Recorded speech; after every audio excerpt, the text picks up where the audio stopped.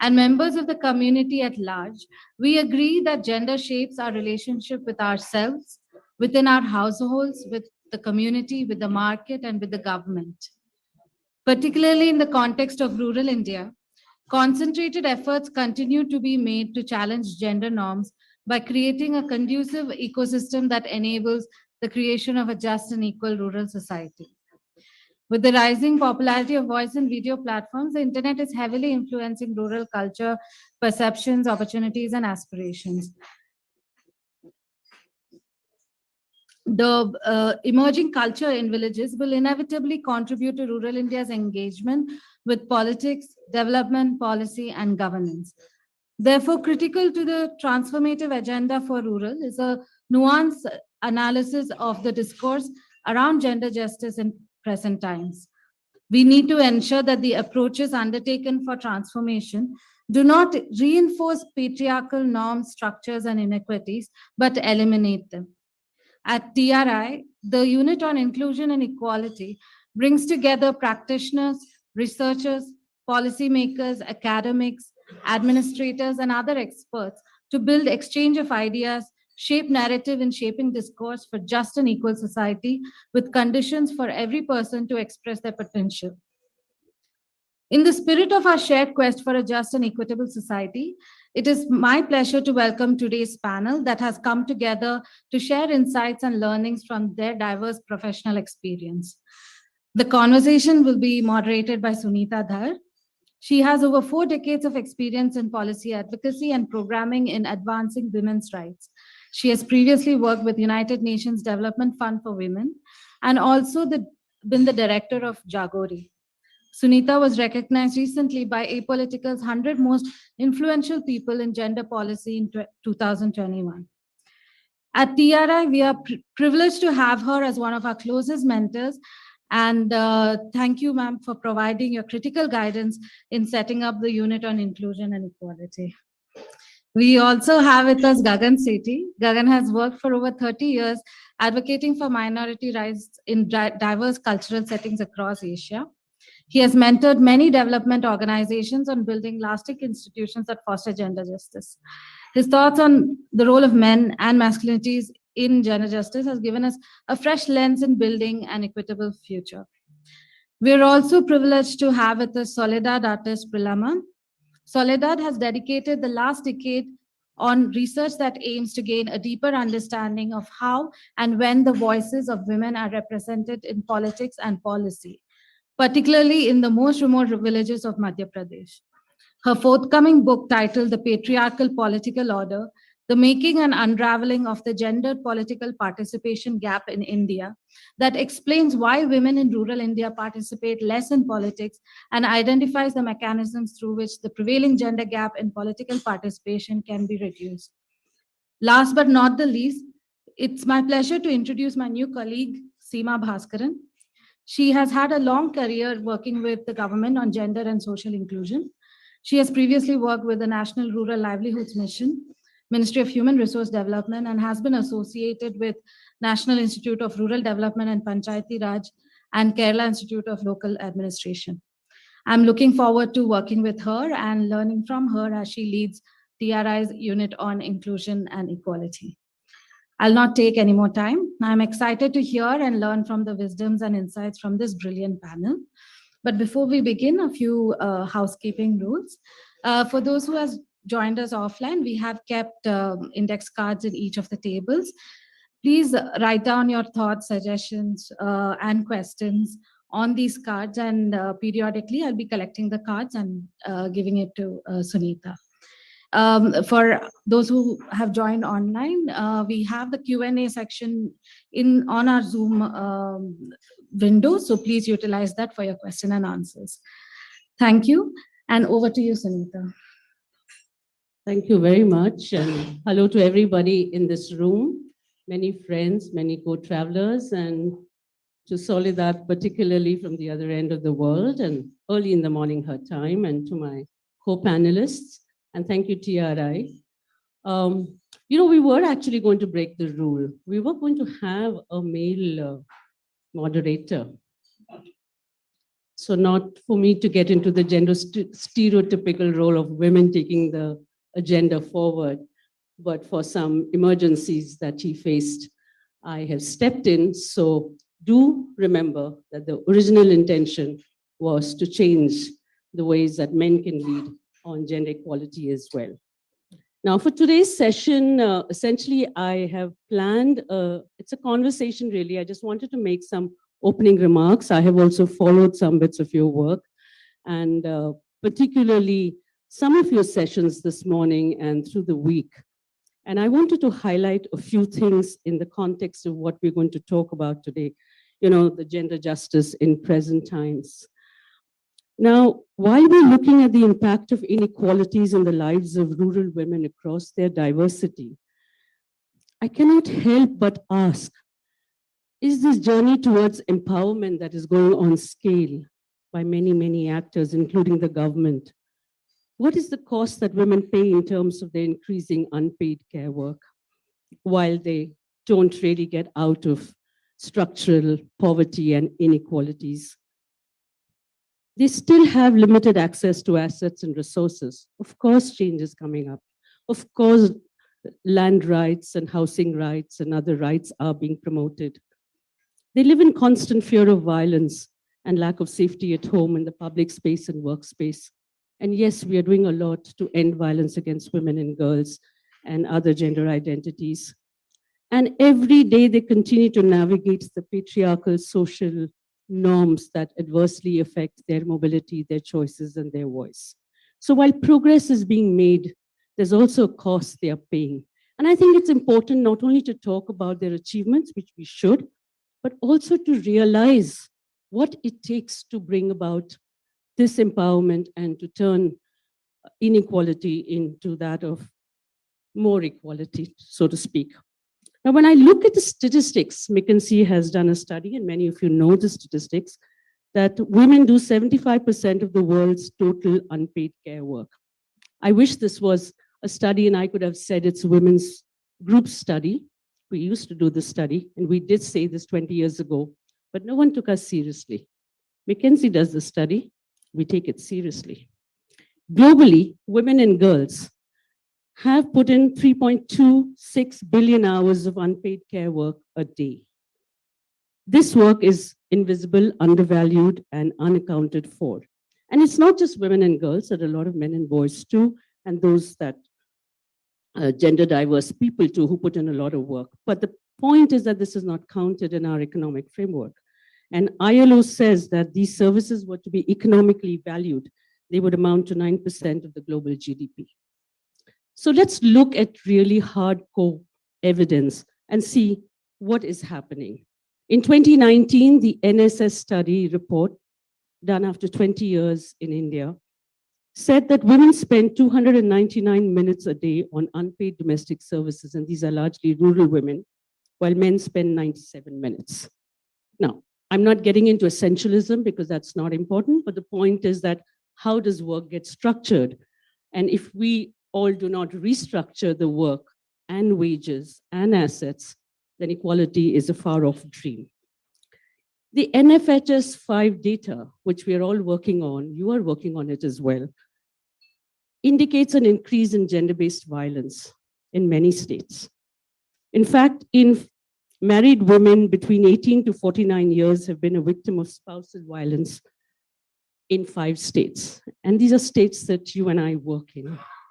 Almost 1 in 3 women experience some sort of physical or sexual violence from their partners and spouses. So the home that we take for granted, the home that we all lived in and worked from during the COVID times, was the site of violence. We didn't have to go out. We didn't have to talk about stranger violence and other forms of violence. We were looking at the home as a site of discrimination and violence on an everyday basis. Now, there are many such statistics, and you have them all. The question is, what will it take for us to transform them meaningfully? Was it not just 3 days ago, you and I have read the news headline, and I know that you're thinking about it too, in one of the states and some of the districts of that state, elected women stand aside. Husbands take oath on the Constitution in their names. Solida, this is something I'd like you to pick up when you speak to it. Such a public displacement of elected women representatives by their male relatives.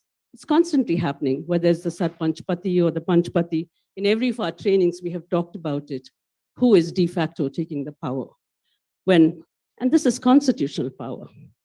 So the question about, are we all also living with assumptions that rural women cannot become meaningful, powerful, elected leaders? We need to look at the norms. We need to shift the terrains of power in our society. We need to shift the paradigm, so to speak. And each of us has to walk the talk. I think no longer any of us in this room or anywhere else wants to wait another 135 years for gender equality to come. That's what the World Economic Forum report says. Why are we waiting for so long? Why can't we do it now? I must also mention that at the International Women's Day campaign that was centered around the theme, Break the Bias, earlier this year, it was devoted to celebrating the achievements of diverse women. And I know that there are many, many case examples of the journeys that they have traversed, about the change they have made, the joys that they go through, but also a lot of pain that they have been through, especially during the COVID times. The campaign, while working for gender equality, urged people to call out gender stereotyping, violence, discrimination when they see it, and to no longer remain silent. We need to create such a world for diverse people with intersectional values, for trans persons, for gender fluid identities, women with disabilities, etc., etc.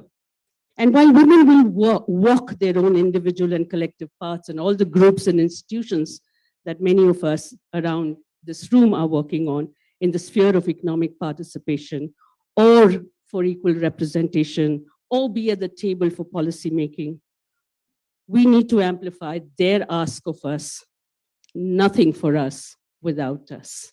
And I wish we had more rural women in this room, on the panel. I know that language is a barrier. I know that a lot of work is being done for them, but it's important that we do it together, that we walk this talk together. We have very knowledgeable panelists and audience as well. And I'm going to take the first round of questions. And to you, Soledad, you have done a lot of important work on rural women's participation, political participation, particularly among tribal women in Madhya Pradesh and other regions. Can you speak a little bit about their journeys, their paths, their barriers? Thank you. Over to you. Thank you, Sunita, and thank you for what a wonderful introduction to this session. I hope to raise some of the same points as I speak about the particularities of political empowerment for women. I want to start by saying it's really wonderful to be on a panel discussing such an important topic with these incredible panelists. I wish I could be there in person to join all of you and participate in what I know has been a week of invigorating discussions. And I'd like to take a little bit of time. I'm going to try and be a bit brief, but we'll see how I do.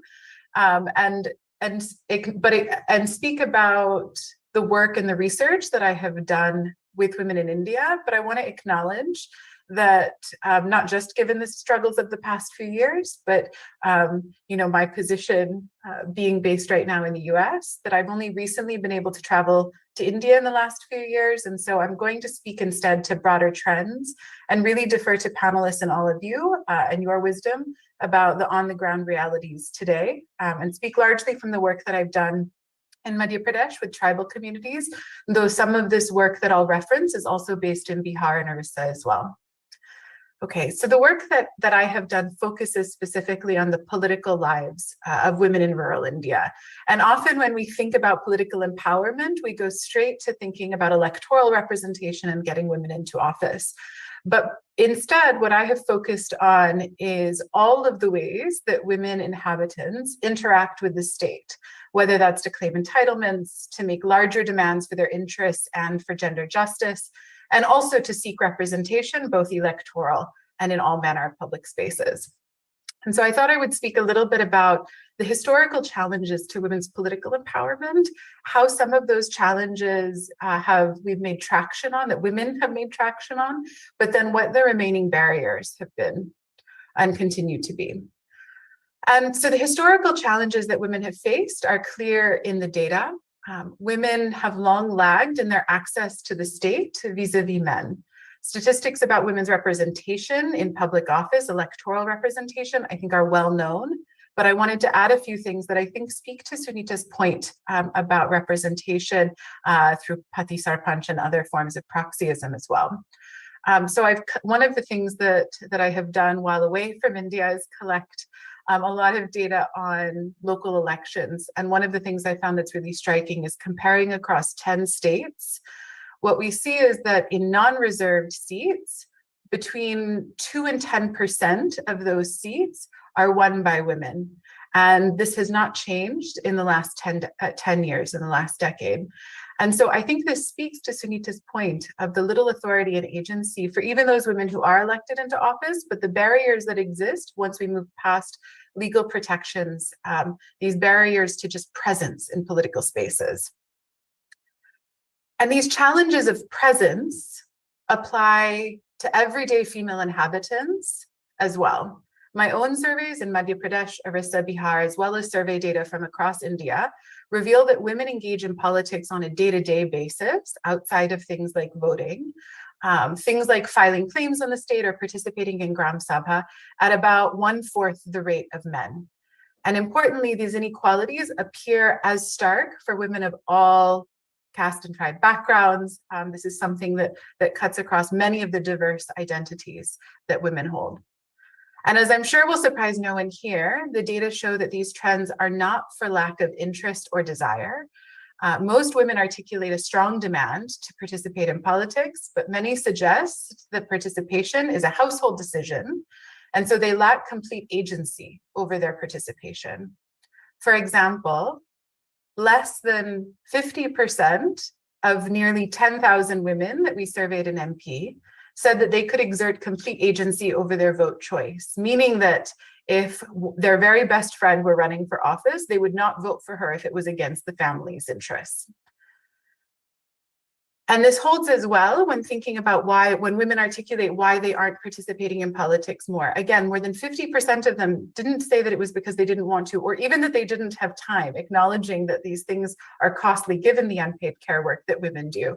But instead, they articulated that the main reason they did not participate in politics was that someone from their household was already going to be in those spaces.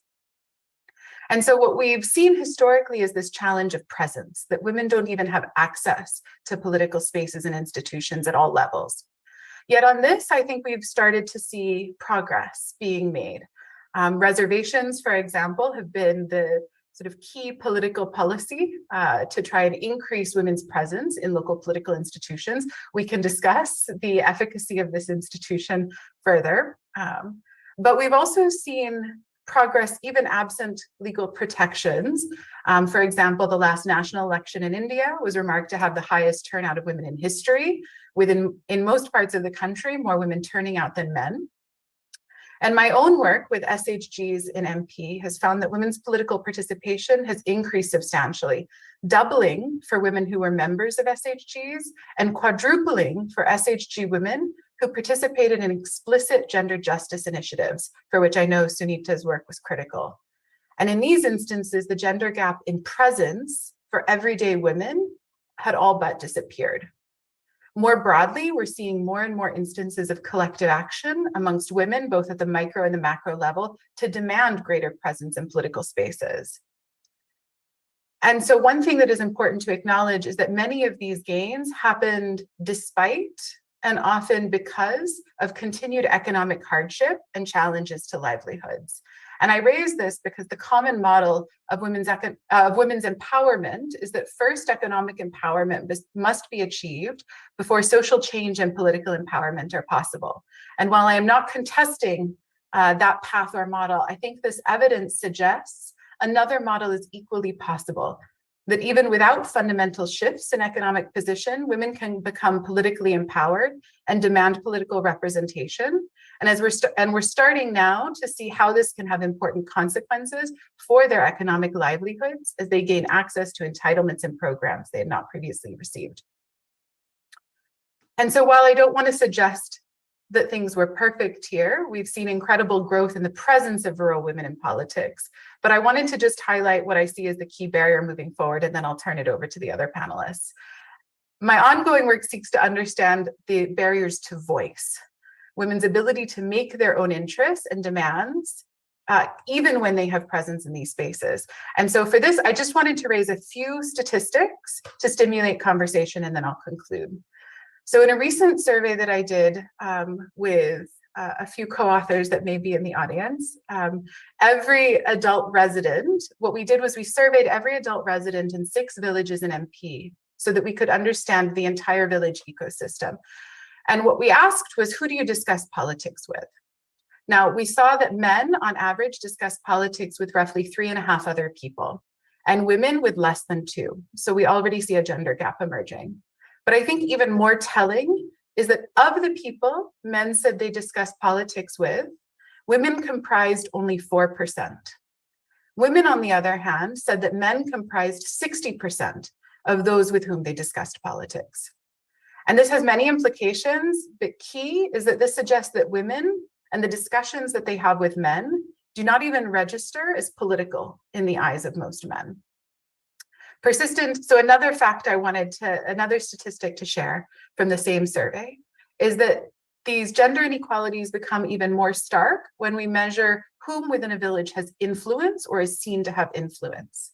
Men report influencing 5 times more people than women, and they have nearly 3 times more access to those that they articulate as having influence in the communities, even those women who are identified as having influence.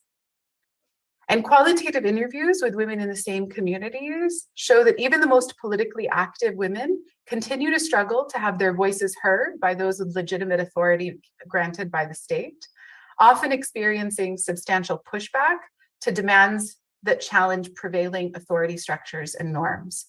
And this is where I think some of the points that Sunita raised are really important. Violence, co-optation, and backlash are many of the mechanisms that await women when they demand representation in political spaces. And so I want to just conclude my initial thoughts by suggesting 3 questions that I'd love to engage discussion, or that I see as important in this space. The first, which is, where should women's political lives fit in our models of social change and gender justice as a consequence or as a driver? The second is presence enough to ensure gender justice in political domains, or must voice be protected and ensured as well? And third, what is the cost that women bear in demanding representation if they are not received or seen as political agents? And so really looking forward to having a discussion. Thank you. The fact that you've talked about another pathway being possible and not looking at it linearly from economic participation to social participation, I think is a very important finding.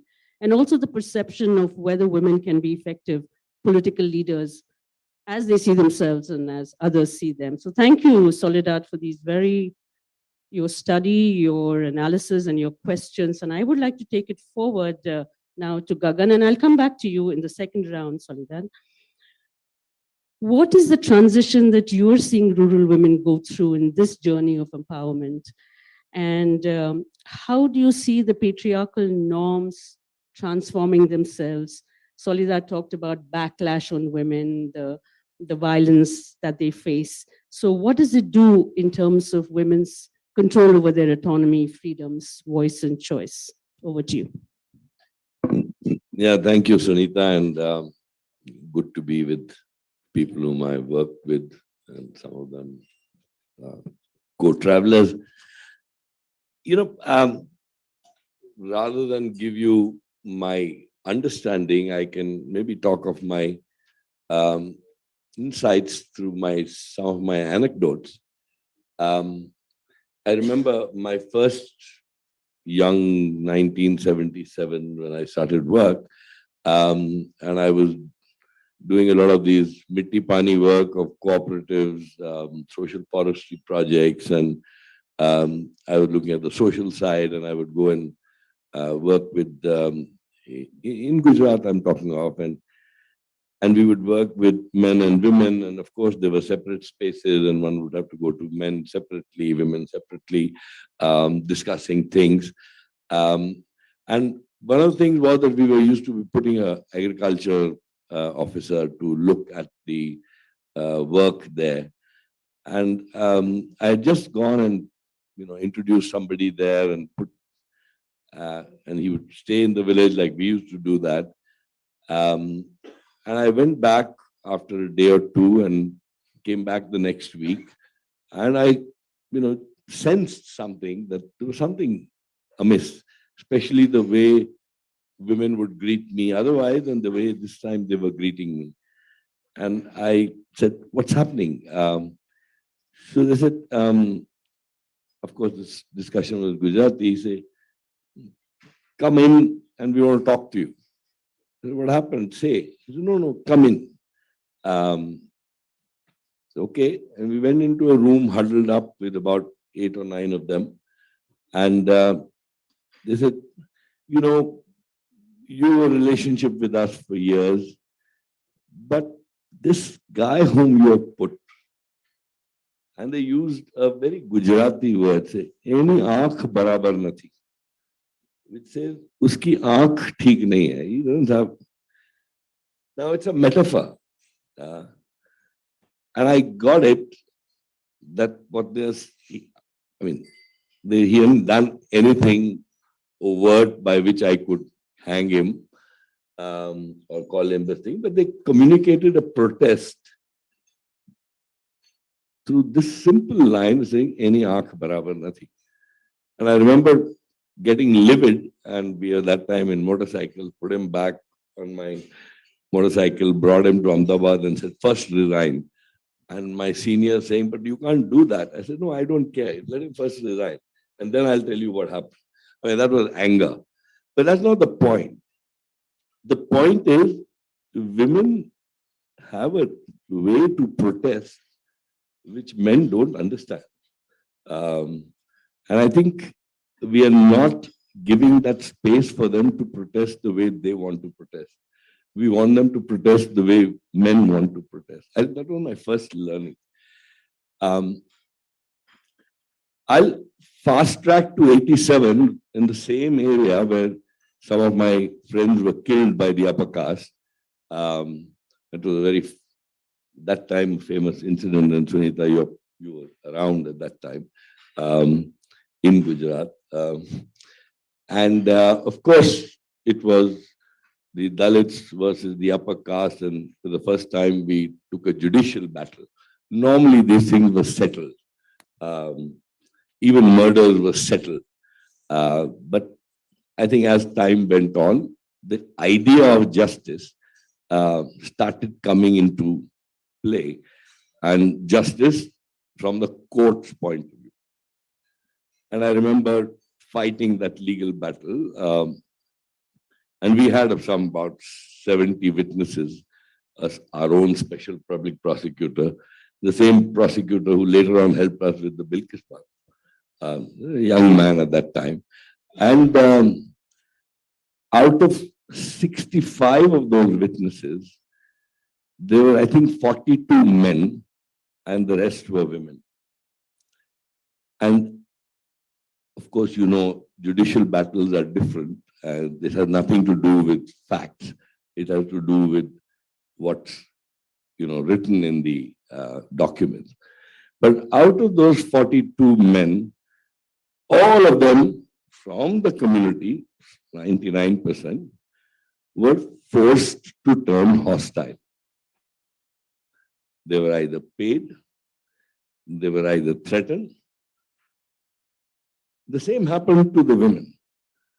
But out of the balanced women, it was 8 of them who one by one moved out into the thing, pulled people out and said, "They were the ones who killed."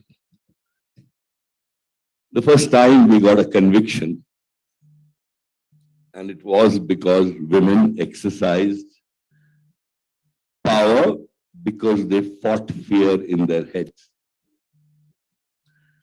And that's when I resigned from my job and I said, I think for 10 years, I was doing all the wrong things by spending more time with women and men and agriculture and cooperatives when I should have been working with the power of women and how can they exercise power. And that's when my engagement with Mahila Samakhya started. And I'm, in a sense, connecting this to the transition time.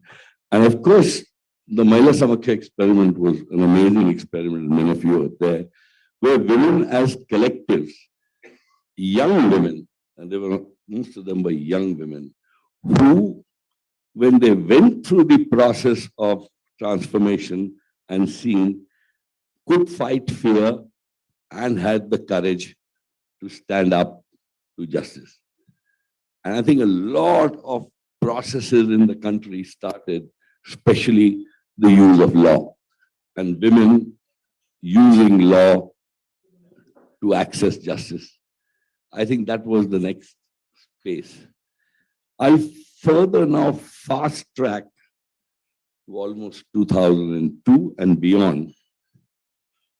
And my life work was largely with Muslim women and men. And one of the largest things I realized at that time is that unless you give this women space to talk and to own houses, and my negotiations with, at that time, the Muslim organizations, because rest of all the INGOs, NGOs and all ran away out of fear. They were there for the earthquake, crores. But when it came to riots and rehabilitation, they ran away. Fear because of the politics of it. But I think the only negotiation I did with the women, with the Muslim men's organization was that all houses to be built would be in both names. And it was an interesting process to see how they were scared to put women's name in the houses.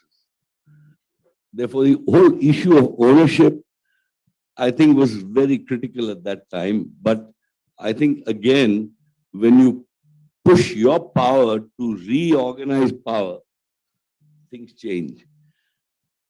But I want to mention two more things and I'll stop, Sunita.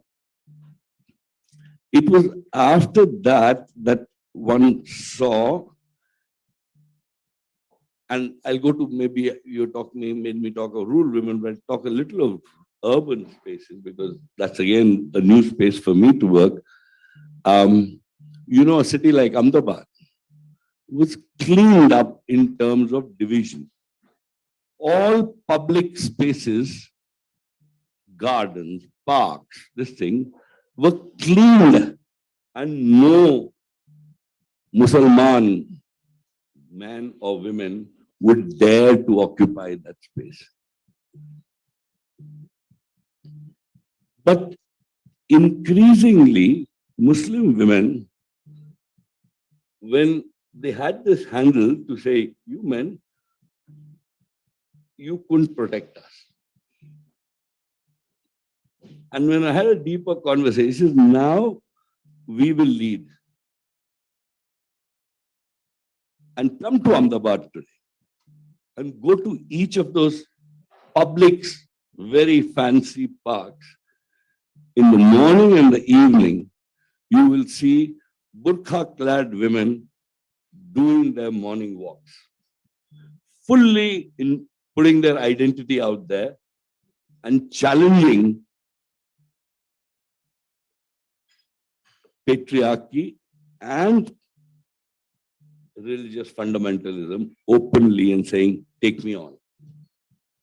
That's what I see, a shift. People will say, bahut kharab ho raha. I know I can speak dozens on that.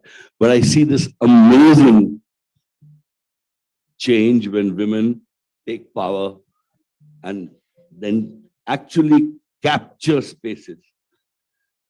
And the last space which I see so clearly, which changes the internal, we started an Azad Foundation does a very interesting program on training women taxi drivers in Delhi and in some of the other cities. So I was engaging with them and said, why don't you come and help us do this in Ahmedabad? And they gave us the initial support. And it's now about 3.5, 4 years. And we have, I think, about 250 women trained drivers, of which 150 of them are Muslims.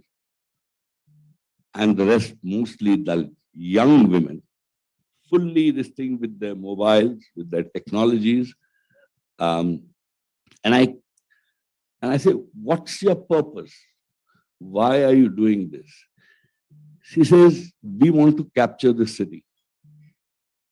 We want to capture the city with our presence. These roads are ours too. These spaces are ours too.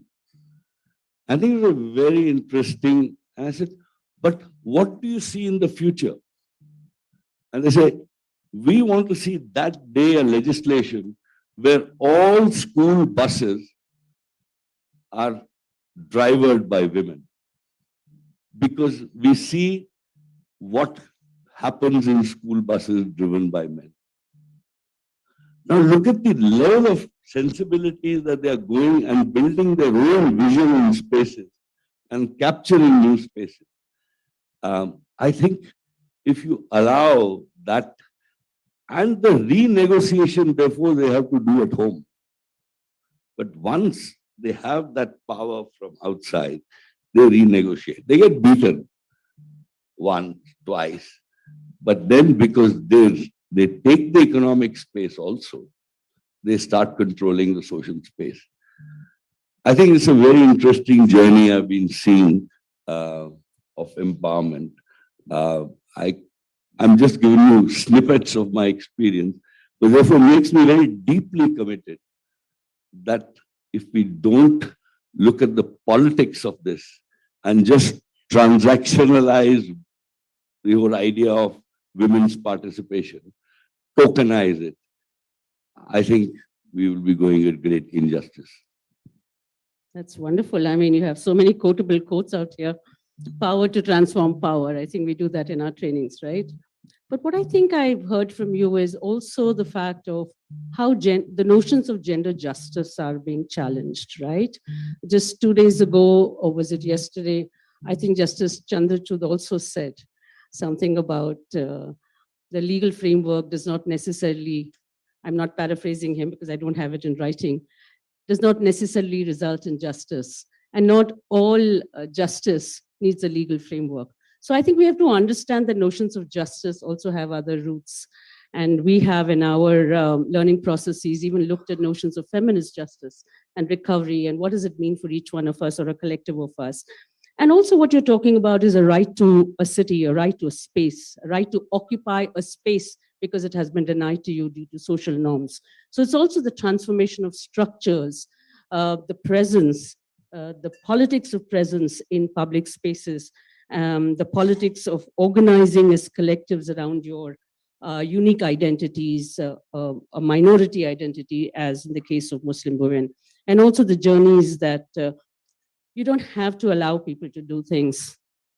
Women and those that are exploited and marginalized will do things. We're just facilitators of that change, and it takes decades of work to do that. And in light of that, I will now move on to you, Sima. You have done some profound work.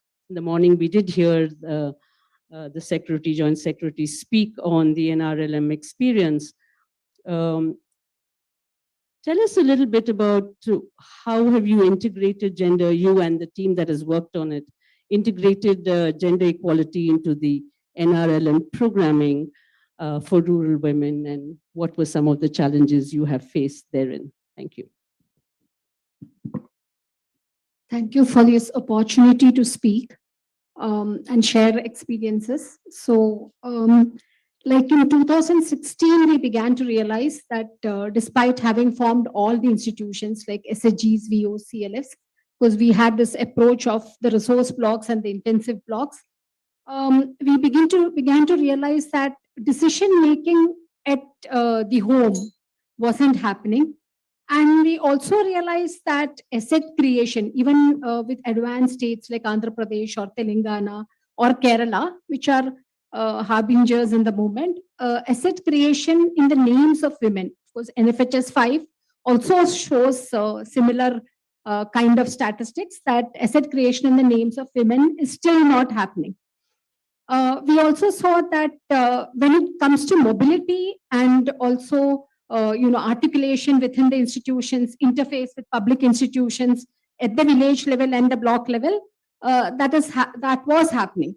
But when it comes to the household, still we couldn't see that there was decision making from the women.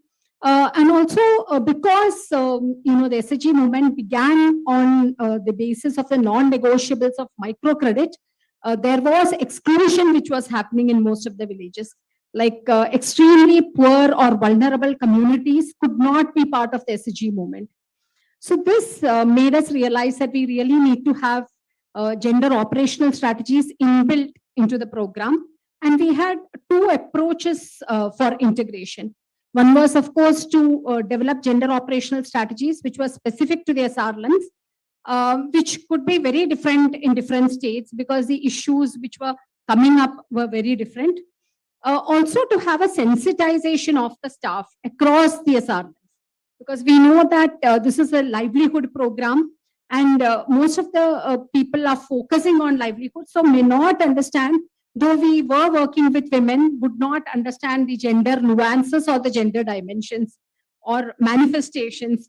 So it was very important, to sensitize staff across states. So one of the tasks, one of the approaches was to sensitize the staff across states at all levels of the mission, beginning from the state, district to the block. And then also developing institutional mechanisms based, and taking up issues which were relevant to the cluster level federations. So developing institutional mechanisms was like having a gender point person at the SHG level, having a SAC, Social Action Committee at the village organization level, having a SAC at the CLF level, also having gender forums at various levels where you could actually have conversations with, or you could work, there could be concerted efforts with all the frontline workers like the panchayats, elected representatives, or the ASHA, ANM, the police beat, the school at the village level, that is at the panchayat level and block level, to have gender forums at the block level. So this has been the effort across 28 states. And we saw that though we felt that a graduation approach or taking up practical gender needs in the gender operational strategies could be initiated, we saw that states were approaching it in very different manner. Like they would be taking up both practical and strategic gender needs. So state like Jharkhand right away in the beginning said that they want to work on violence against women. They also took up witch hunting.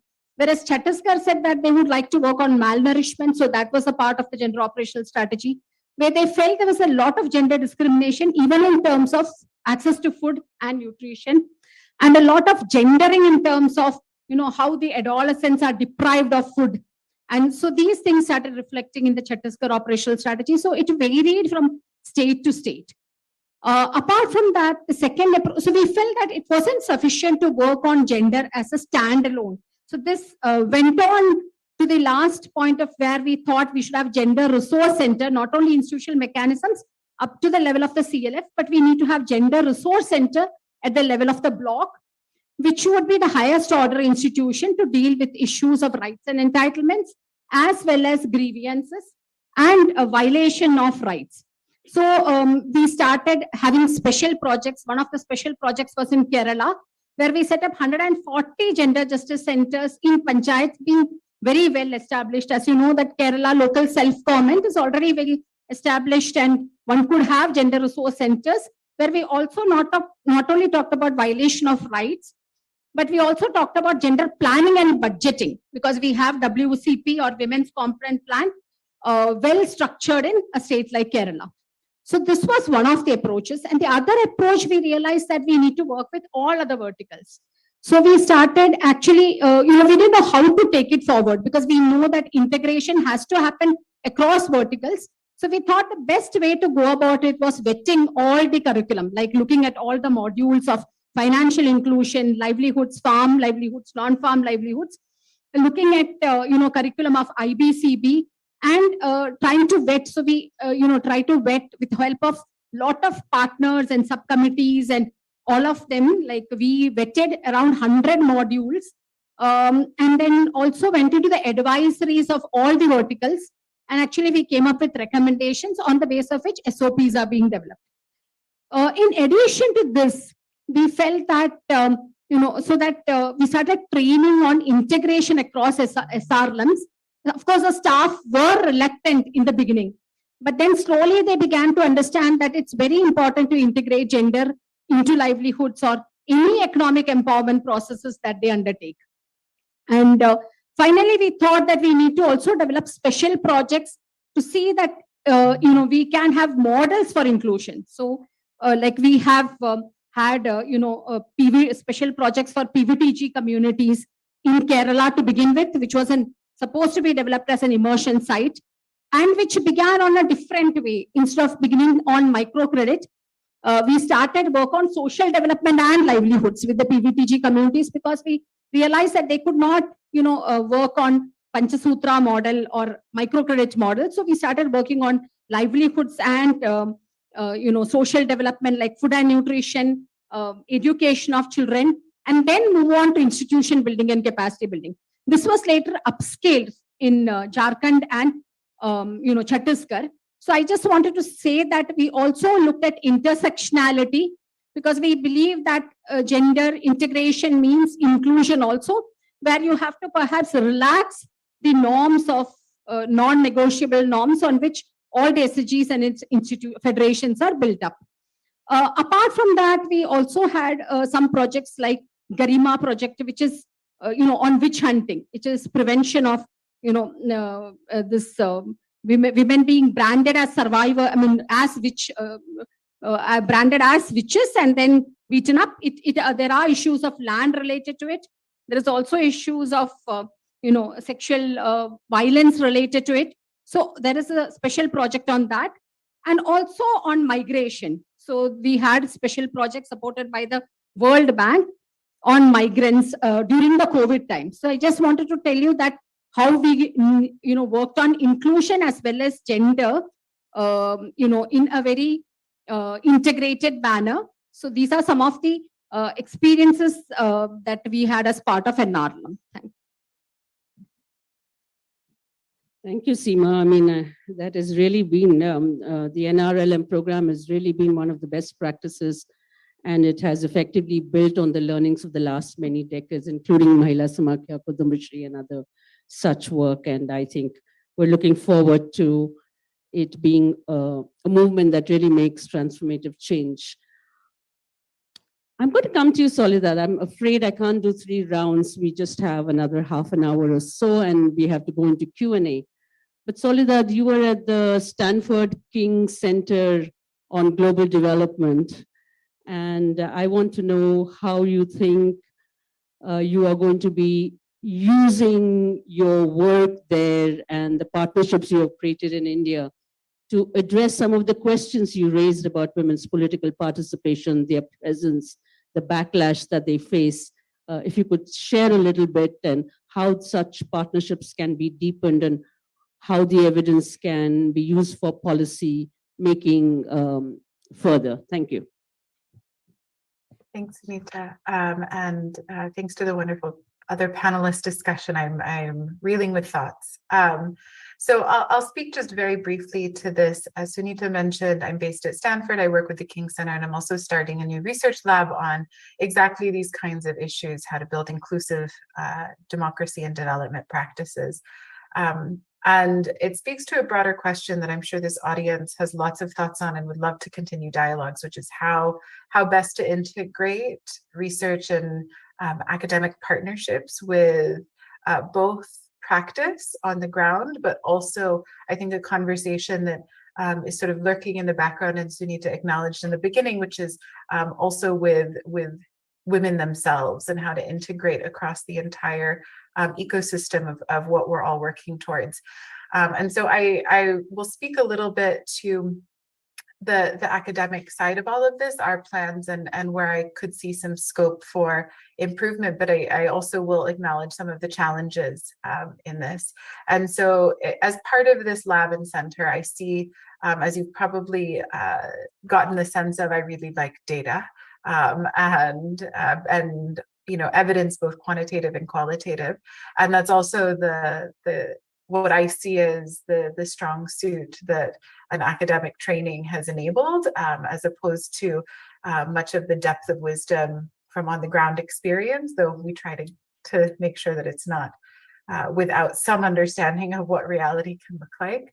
And so some of what we've been doing, particularly given how COVID has constrained the ability to learn and do research in safe ways, is to build data systems and data processes. And so I mentioned one, which was to try and collate a database on local elections so that we can start to fill the gaps on questions around agency and proxyism, getting measures to quantify how frequent a practice this is, understanding representation outside of reservations, and a question that I saw in the Q&A, thinking about things like intersectionalities, for which you need large databases to really understand the scope and breadth, given the diversity, not just across women, but across all of India, and how those things intersect. And so thinking about using this space, one, as to build data systems, some of which we're doing using data that's already available through government systems, but the other of which I raised to this audience, and something that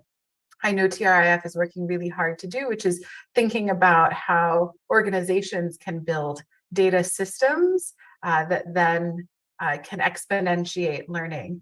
And then the other of which is using that to generate questions that matter for those working on the ground and for women themselves, like emerging from those communities in ways that we can create cross institution and cross space collaborations that integrate each of these different comparative advantages and skill sets to build a wider body of evidence. I guess I should have mentioned at the beginning of my answer to this, but call out that what I see is not one of the biggest, but an important constraint to gender justice is a lack of data and a lack of good data, a lack of knowing. And, for example, in the domain of political participation, part of why I've had to do data collection is measures outside of voter turnout are almost non-existent in cross-country studies. And so we lack the ability to say this is what attendance at Gram Sabha looks like in every state in India and every corner of India. And without this knowing, it's hard to really address many of the important questions on all of our minds, both around what are the remaining barriers, but also how do these barriers vary across the numerous identities that women inhabit.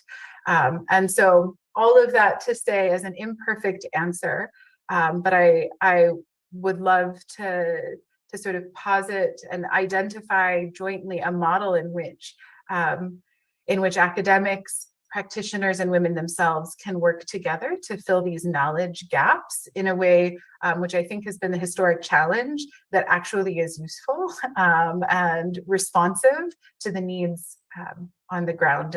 And so while there's not a perfect answer, I think those are some of the things that we're working towards. No, it's very interesting because I think what you're talking about is the work that's being done globally and nationally on the SDG data portals that have got created, data sets that have got created, and also women in control of the data. It's their data. They're no longer objects of the data, but they're subjects of the data, using it to transform their own lives. Moving this forward, I mean, Gagan, how do you see the kind of transitions you talked about, very systemic, very fundamental shifts in values, norms, practices, inequalities? How do you see civil society playing an important role moving forward and knowing the challenges that we face collectively as civil society in our pathways to gender justice? But Sunita, I'm going today evening for a 2-day colloquium in just that, Bombay. And therefore it's a subject of my attention the last few years. And my fundamental issue is, what is this identity shift we have had from being a civil society to an NGO? And I think this shift in the last 20 years has pushed us in a highly transactional mode. I think we were supposed to be a civil society in tension, in creative tension with the state and market. However, market has even controlled the state today because it sets the standards of what the state should be doing, and it started to control what civil society is to be doing. Having said that, I think we have to reimagine, and my only thing to my very, very close friends and organizations I work is, ask this question: who are you first? What is your first identity? Is it what you do is your identity? Or is it the values and principles of civil society which are rooted in the fact that your job, it is because civil society is there, there's democracy. And I think we spend 99% of our time in building the identity of what we do. And therefore our networks are all around livelihood or around violence. Fine, I'm okay with that. But at least 30% of our time, are we investing in our core business, which is we are civil society. And I don't care whether a civil society is for profit, not profit. It's not about NGOs. And I think to look at that is, therefore, what is our relationship with movement building? Are we investing in movement building? And I use the word movement, it's investing in leadership.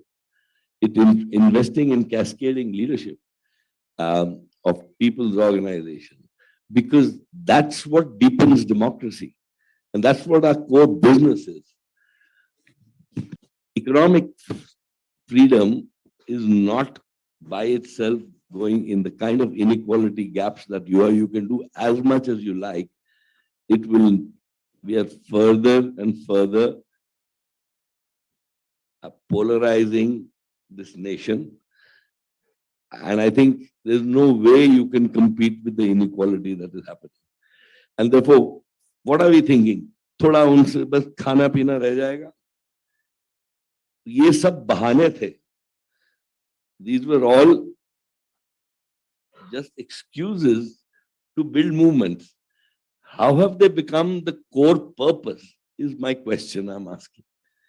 So my plea always is, the techno-managerial approach is needed, accountability is needed, but are we empowering and building leadership where people, and especially women, are getting the spaces to deepen democracy? And if we can't invest in that, then let us stop being what I would say, stop taking tax benefits. We are using public money. And that's why we are civil society. That's a point for reflection. If we will have to really move to gender justice and equality across all our lives and various institutions, then certainly we're accountable and it is public money. And I also want to say at the same time, women also tell us, you can't give me rights. No one can give anyone rights. Rights have to be claimed. And it is in that business of transforming leadership and building people's competencies, giving them opportunities, knowledge, information, skills. They will claim their rights. We're not claiming it for them. In a democracy, that's the way governance takes place. And I think we have to remember that again and again. And what I would do is I would weave in a question to you, Sima. Some questions have come from the floor, and ask you to respond to that in the way that, in the context of NRLM, how do you address these questions? Because it says that the root of gender injustice begins at the birth of the girl child, right? And we do know we have, in some parts, still a sex ratio divide that is, we're very concerned about. Now, what could be some of the future strategies that are needed to eliminate discrimination within all the institutions, from the home to the school, at the adolescent age to adult age? And where is that space? And what about, gender identities like the LGBTQI? Those that do not belong to the binary, that live outside and are marginalized and excluded in policy making. How does NRLM, address some of these questions, and what kind of partnerships have you built in the process? Thank you. Yeah, so for the first question, of course, NRLM's major thrust has been on capacity building.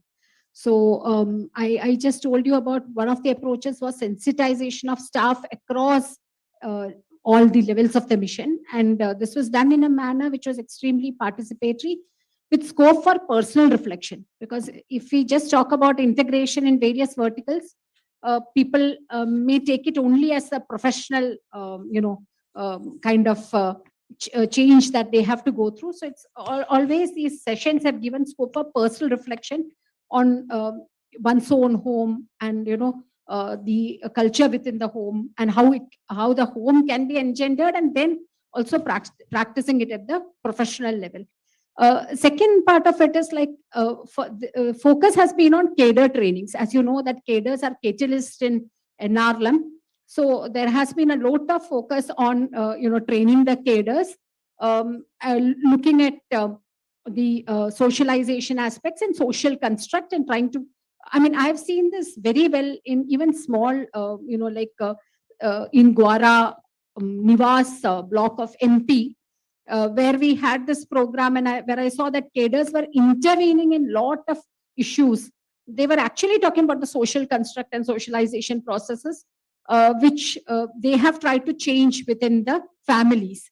So there are things which are happening at the level of, by the cadres at the level of the institutions, and though it's very difficult, also at the household, trickling down to the household level. So training of the cadres and training of the institutional mechanisms has been one of the strategies.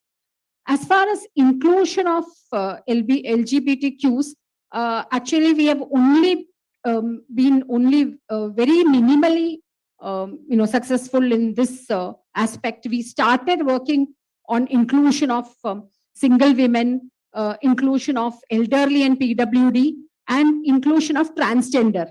Now this, there is a commitment from all the states to work on inclusion of the transgender, but the states which have successfully taken it forward have been Kerala and Tamil Nadu and Puducherry, and other states are trying to take it forward, though there is not much clarity on the strategies of inclusion, because most of them keep moving the transgender community. But presently there is at least a space has been opened up for articulation and discussion. So there is a space opened up within NRLM to include not only as part of the SHG, but also as individuals, if not part of SHGs, and to work with most vulnerable and deprived communities. Wonderful. Thank you, because I think this is all very doable. Gender equality is doable. It has to be done by everybody. Nobody else is going to walk the path for you. So it's not an agenda in the project, and it's not to do with your timelines and results framework. It is to do with transforming your mindset, your attitudes, behaviors, for each one of us, and whoever we are, wherever we are located. Soledad, I'm just going to come to you, because I think you have also received the question that has come up. This is regarding your study, and we want to know whether your study has brought out specific insights into the intersections of caste, class, religion with gender and political participation. I think you did refer to some of the intersectional issues when you shared your data. What does it say about empowerment? So if you want to throw a little more light on your study and your work. Thank you.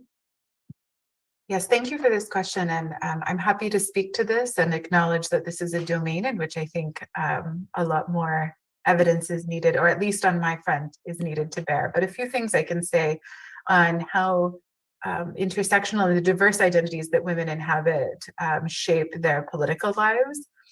So with respect to political participation, drawing on data from across India, from the Indian Human Development Survey, what we see is that there are important intersectional identities, and that there are important differences across intersectional identities, largely, for example, caste. And from my own data, what we see is that women from scheduled castes have much lower, about half the political participation and political agency of women from upper caste OBC women, as well as scheduled tribes, women from scheduled tribes. And so the constraints are much higher. One thing to note, though, is that we see a gender gap within these different groups that looks about the same. And so these intersectional differences, these caste-based, these other identity-based differences exist similarly within women as it does within men, meaning that the difference across genders swamp the differences across castes.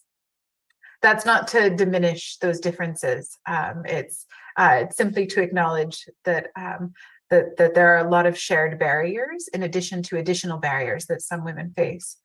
The other thing I wanted to say is that I mentioned the survey where we censused all individuals within communities. Now, mind you, this is 6 villages, and so the amount of variation that we're capturing across India is, infinitesimal. But one thing that I think was quite striking is that when asked with whom do you discuss politics, women more so than men said that they engage and discuss politics only with those from their caste or tribe. So 90% of women said that they only discuss politics with women from their caste or tribe, whereas about 75% of men say the same. And similarly, I think it's important to acknowledge that, again, I'm thinking and speaking specifically to caste, but who gets influence very substantially here. I've also mentioned data on which women win in unreserved seats. And if you look at the caste background or the social category background of those who win in unreserved seats, like 95% of women winning in those seats are from upper castes and general castes. And so there are important variations in influence. Now, what I want to just conclude on, I don't have a lot to say about language or religion, just given the localities and geographies that I have studied. I think that's a domain in which I need to learn more. But the starkest difference that might be of no surprise came with respect to age and your position in the life cycle, both for women and for men. Women under the age of 40, I mentioned that less than 50% of women on average had agency over their vote choice. It's less than 75% of women under the age of 40. And so age and where you are in the life cycle seems to be a really defining characteristic, unsurprising given what we know, given what patriarchy is. But that these identities are important in thinking about how we move forward with policy and practice. Wonderful. It's reminding me about the fact that there are privileges in the inclusion approach that we adopt, and there are exclusions within the inclusion approach that we adopt. And we need to really re-examine who is being structurally excluded in the system. Maybe very quickly, Gagan, if you can talk a little bit. I know I have a question. There are questions on SDGs, which I'm sure we need another panel for. It's a big question, but I will just bring in the whole issue of the fact that everyone talks about working with men, toxic masculinities, young men transforming their minds. What do you have to say about that? Why only work with women to change society? Why not with men? Oh, of course. I mean, I think men have to understand the extent of dehumanization that they have gone through because they experience so much of privilege, disconnected with life itself. And I think this process, and I've worked with Pradhan now for almost 5 years on this, and it's been a very interesting TRI. Been very interesting. I think 2 spaces very important. I always say, in all institutions, women must have a caucus, which is a political space. And in a sense, I want to connect it with that. I think political space in organizations held by women where inequality is so huge is important. But men becoming human is a process also which is very important. I think men are missing out on life and enjoying life. And I think whenever we have worked with men in the whole issue of gender, and give them the space to cry, give them the space to get in touch with their sensations. I think that's a very important space to this thing. I think that's only when together we humanize the world. There is the more privilege you have, the more empty you are. Because you're totally disconnected with life. That's the experience I've had. And I think women can really help you connect with life if only you have the humility to do so. I'll stop here, but Sound very Zen-like right now. We're getting very philosophical. Perhaps a session on gender and philosophies, right, is due as well. There's a question on SDGs, and all I'd like to say to Mausami is that really, gender equality, the SDG 5 agenda is there. It's the first time we didn't have it in the MDG framework. But gender equality, women's rights, rights of LGBTQ, discrimination run through all the SDGs. So when you're talking about how to connect SDG 5 to SDG 7 to SDG 8, there's a lot that can be done in the ecosystem. There's a lot that is happening, but much, much more needs to be done to even comprehend what the SDGs are about and what the data is telling us. Niti Aayog does bring out its report every year, and you should look at, what is it called, the flashboard or whatever, the dashboard, sorry, the dashboard that tells us about the gains and progress made and where the challenges are. I'm afraid I do have to close, and Sima, is there anything you would like to say? We can move on. I just want to close this session being very grateful for some of the questions, the experiences, the insights, the journeys that our panelists have had. And I do want to recite a few lines from Kamla Basin, who's been my mentor and long duration friend, who in a workshop, it was collectively penned with women from rural and tribal areas were together when these words were penned, which really meant in collectivity, we shall be stronger. Tumhara saath milne se ehsaas-e quwwat आया है, नई दुनिया बनाने का जुनून फिर हम पे छाया है. Zindabad. Thank you. thank you.